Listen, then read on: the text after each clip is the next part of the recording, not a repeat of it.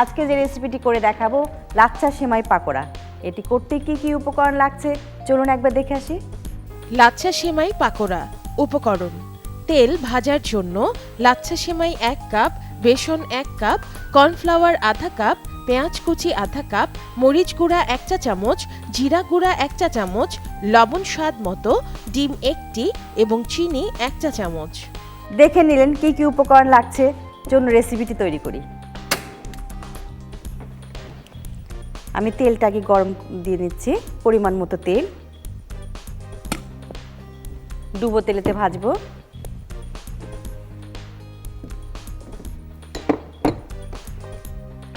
লাচ্ছা সেমাই নিয়েছি এখানে 2 cup.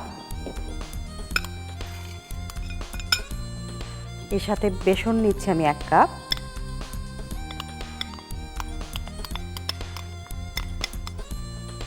Cornflour নিচ্ছি আমি হাফ কাপ। পেঁয়াজ কুচি হাফ কাপ। লাল মরিচের গুঁড়া 1 চা চামচ। জিরার গুঁড়া 1 চা চামচ। লবণ পরিমাণ মতো। একটা ডিম।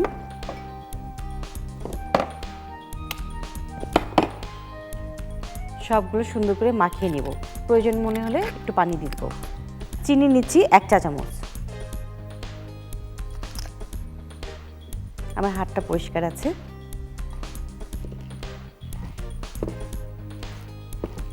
খুব মজা লাগে এটা খেতে, সেমাইগুলো মুচমুচ করে। আর বাইন্ডিংয়ের জন্য তো বেসন ইউজ করলাম, কর্নফ্লাওয়ার। একটু পানি নিব আমি।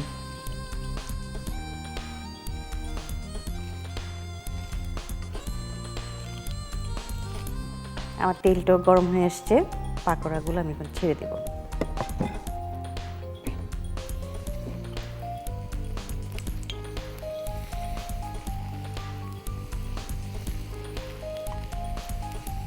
আমার তেলটা অনেক হিট হয়ে এসছে, আমি চুলাটা অফ করে দিচ্ছি, আবার পরে জ্বালিয়ে দেব।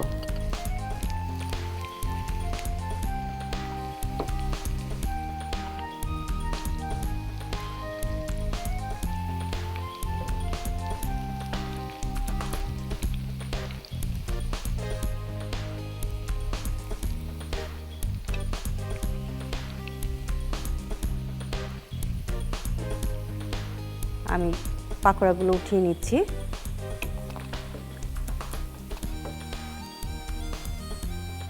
এটাকে পরিবেশনের জন্য সাজিয়ে দেব আমি এখন।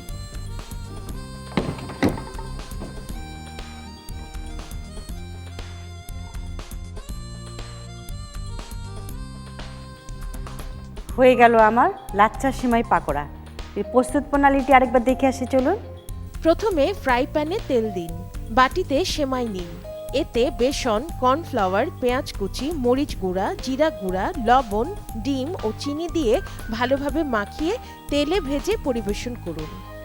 দেখে নিলেন কিভাবে তৈরি করলাম লাচ্ছা সেমাই পাকোড়া। বাসাতে অবশ্যই চেষ্টা করবেন।